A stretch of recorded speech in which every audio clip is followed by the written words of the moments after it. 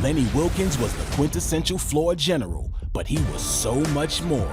He was a player coach for 2 franchises during his career and then continued to build his legend on the sidelines. Lenny is one of only 5 people to be enshrined in Springfield as both a player and a coach.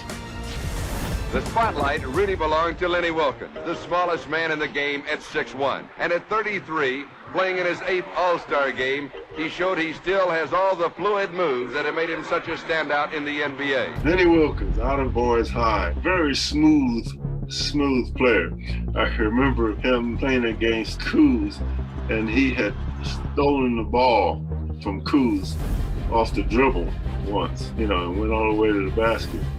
And Coos, of course, was truly insulted because that's the one thing he never did was lose the ball. Wilkens was very quick and deceptively so. He was very similar, in my judgment, to Clyde Frazier. And of course, he had to be very efficient with his left hand and soft shot, and he had a little soft hook shot going to the basket. And I remember Russell disliking the fact that when he got past Casey Jones or whoever was guarding him, he would come in with that left-hand hook shot and would sort of loft that ball extraordinarily high in the air off the glass. And Russell would have a trouble trying to block it. He was just a smooth, nice player. They say Lenny Wilkens is always grim and determined and never smiled. Well, they can't take that smile away from him tonight. That man, Lenny Wilkens, is on the payoff end again. You knew Lenny, as a left-hander, was going to go left. And so you always tried to overshadow him to make him go right. He was so damn good going left, he still got around you. The player coach from Seattle was the biggest man on the court tonight. Now, he was not a scoring guard per se. He was more of the traditional point guard where he set things up because he had a lot of good big men around him. He had Zelmo Beatty, Bill Bridges, Lou Hudson, all of those guys who could score. And I think Lenny made sure that his job was to get them the ball where they wanted the ball. And so he was a consummate point guard even back then. Well, Lenny came to us in 1960 with the Hawks. There was Cliff Hagan and Clyde Lavelle that was on our team at that time. Lenny came into a tough situation because everybody said if you were a guard, you didn't have much of a chance because those 3 guys were hogging the ball. Well, he came there and he was did a terrific job. Very good defensive player. And I remember he'd always steal 3 or 4 balls a game. You put the ball down anywhere close to it and he could pick it up. I was very impressed with Lenny. He came with us. He was a very religious man. I was extremely impressed with the fact that he was that devout a person. And I admired that very much. He made an incredible impact on our team in St. Louis. He won a lot of close games for us, tough games, and very good ball handler. He was a good passer and a good scorer. He had everything going for him. And he also was a very good coach after he retired. I know he coached for a number of years, but I had a great respect for Lenny, not only as a basketball player, but as a person. He was a fine gentleman, and he deserves everything that he's been able to get out of basketball. He's given back that much more to basketball.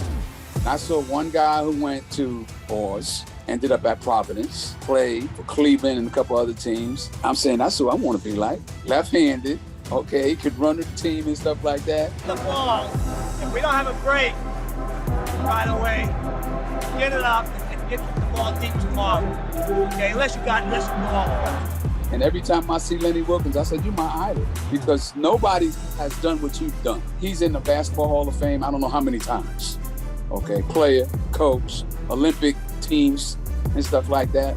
But ultimate gentleman, there's certain people that you idolize that you want to be like. The game is over for us, okay? But with him and just his demeanor and just the way he carries himself, that's who I want to be like. I always tell him that. Well, most of you out there will remember Lenny Wilkens as one of the great and prolific coaches in NBA history. What about Lenny as a player made him so special? Well, first of all, there's the story about Lenny's coaching the All-Stars one year, and Shaquille O'Neal sort of looking at him, listening to Lenny explain the play, and Shaq goes home, talks to his father, comes back the next day, he looks at Lenny, he says, "Coach, you played?" Yeah, he played. We're talking about a 9-time All-Star, a guy who finished second in the MVP voting one year to Wilt Chamberlain. Yeah, he played. The one thing about Lenny is that he was very crafty, left-hander. He could always go to his left, and no one could stop him. They knew he was coming left, and still no defense for him. He was also a player coach as he transitioned into that role at a time when that was still a thing in the NBA. Well, later in his career, what a transition for him especially. Goes to the Seattle SuperSonics and they say, hey, Lenny, by the way, do you want to coach us? He says yes. Player, coach. He was a coach on the floor and a coach on the bench. And one of the winningest coaches in NBA history as well. Plenty of stories about Lenny Wilkens, one of my idols early on. Could only go left. Everybody knew it, and you couldn't stop him. That's how good he was.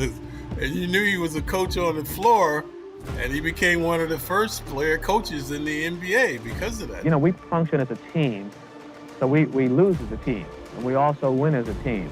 Oh, it was apparent to me way back then because as he was a consummate quarterback, he knew what plays, what options to call. He probed your weakness, and then he would attack it. He was a very heady player, and I had no doubts about it that he would be a great coach, and it turned out that he was a great coach.